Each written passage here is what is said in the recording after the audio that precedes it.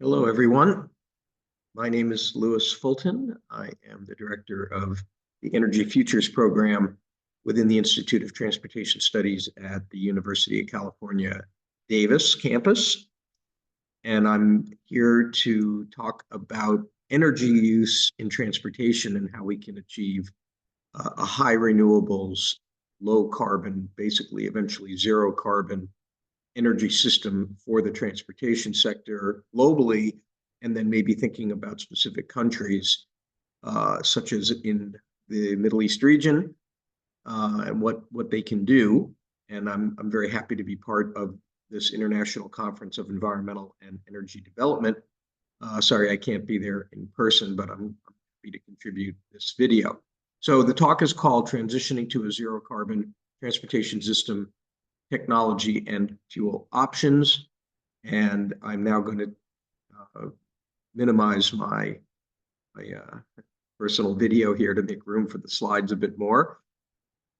Okay, it might be okay there. And let's continue. I will cover the global CO2 reduction ambition that we have today, the role of the transportation sector in that, and the targets that we need for the transportation sector. And these are largely energy-related targets because it's all about changing our energy systems and reducing the carbon associated with those energy systems to get to meaningful CO2 reduction targets. Where are we in terms of making progress towards meeting those targets? What are the technologies and fuel options that we should be considering? And then some policy considerations, other takeaways from the presentation. Here is an overview. I'm sure you're getting quite a few of these sorts of pictures in presentations here, but this is a couple of years old, but it basically shows, it's still true, that we need the various models, and they're shown by all these different green lines, are projecting that we have to get to net zero, as I'm showing with this pointer, by no later than 2070. And actually, since this was published, I'd say that the consensus is we need to get to net zero globally, if we can do it, by 2050 to reach something like a 1.5 degree scenario of total temperature increase. So this is maybe not even as ambitious as it should be, but I think it does give a good example of what a typical country should be thinking about, especially maybe not the leading countries. So the leading parts of the world that are moving fastest are Europe, United States, or at least parts of the United States, such as California, where I'm from, Japan, China these days, and a few others, Korea, Australia. Those are the kinds of countries that have an ambition, certainly to get to net zero by 2050, which would be about here. But basically, every country should be thinking about net zero by 2060 or 2070. India very explicitly has a 2070 target at this point. I think China, I can't remember, but I think it's perhaps 2050 in China.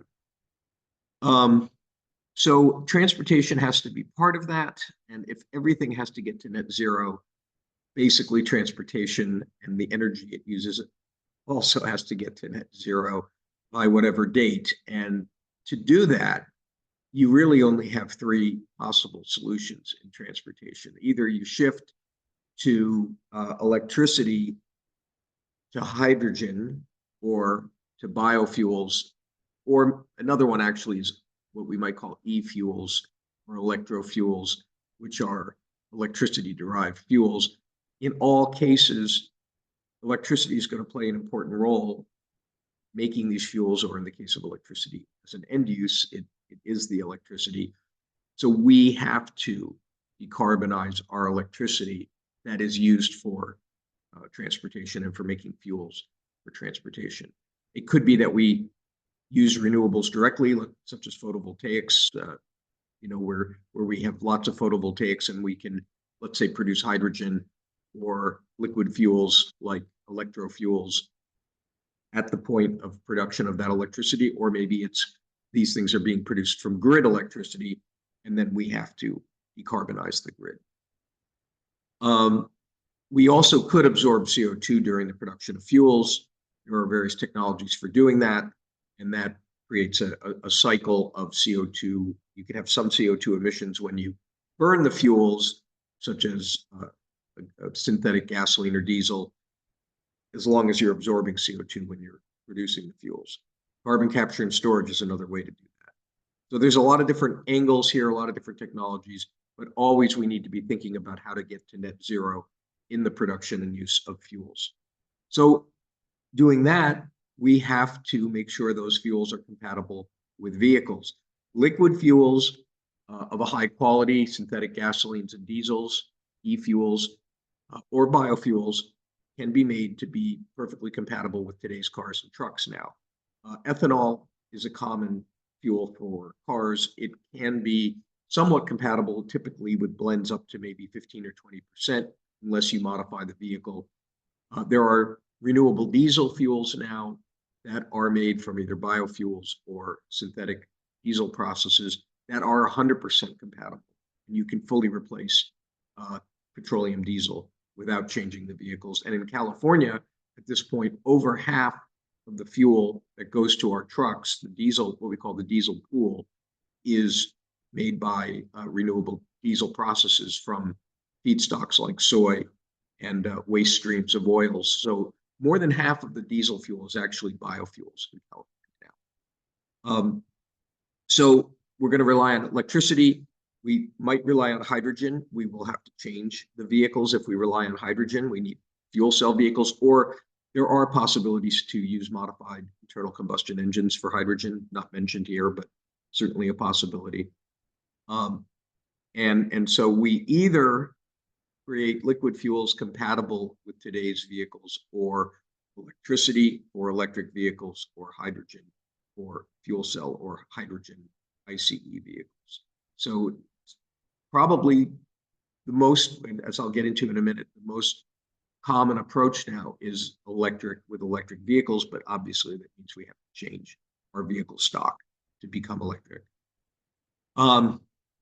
These do have a major head start around the world. We're now over 20 million electric vehicles on the road worldwide, which is a lot. That's just the four-wheelers. There's also millions of two-wheelers, and there's getting to be, let's say, tens of thousands, maybe in China, even hundreds of thousands of trucks that run on electricity.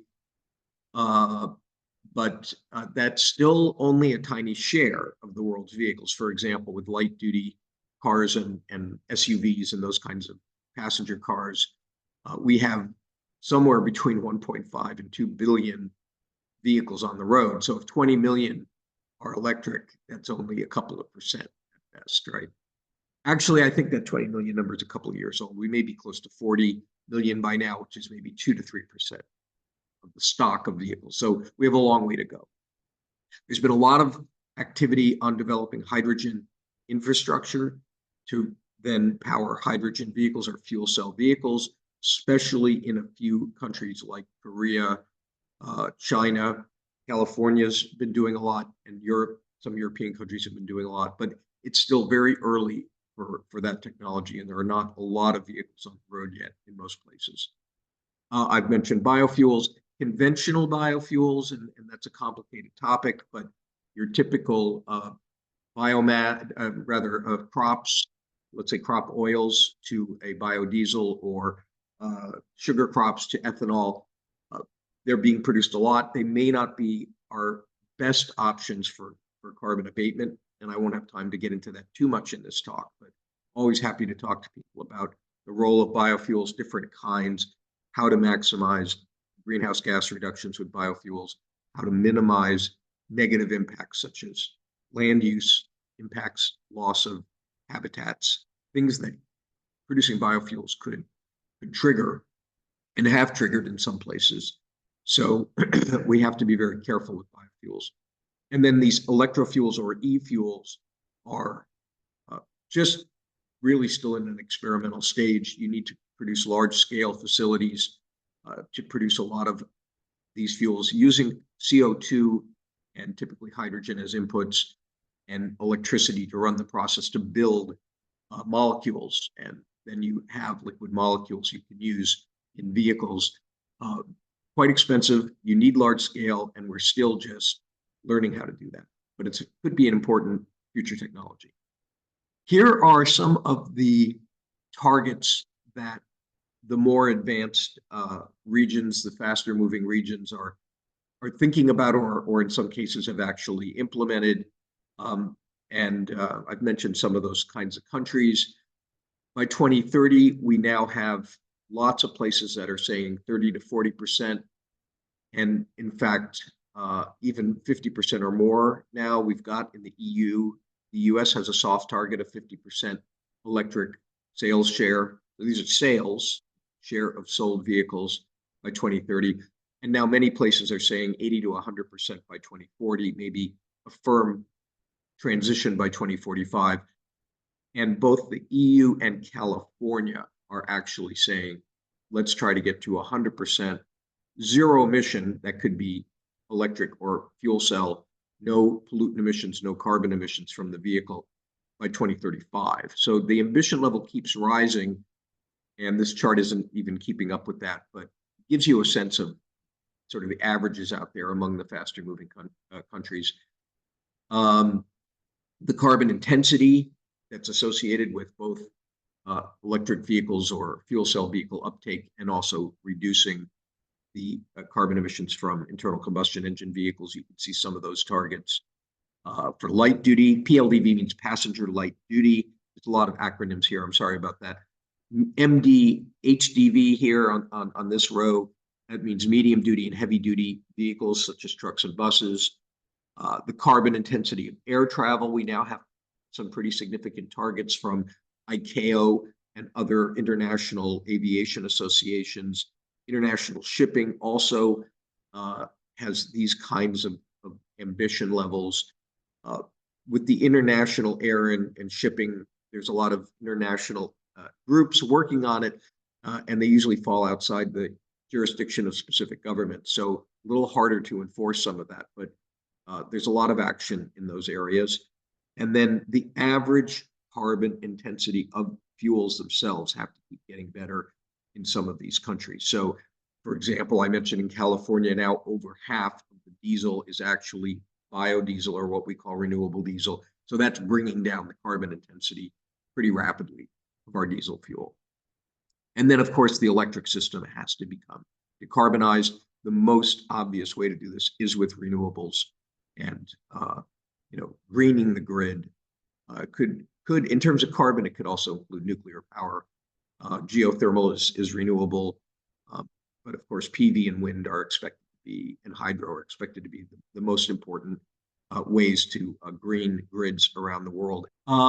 Finally, any of these strategies will require strong policies. You could do an entire talk about the policies needed to incentivize all of the changes.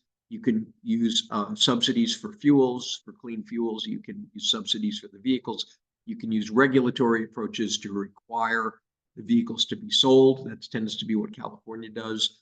And you can use CO2 requirements, CO2 reduction requirements that sort of implicitly then encourage the uptake of zero emission vehicles like electric vehicles to help meet those targets. That's the European approach.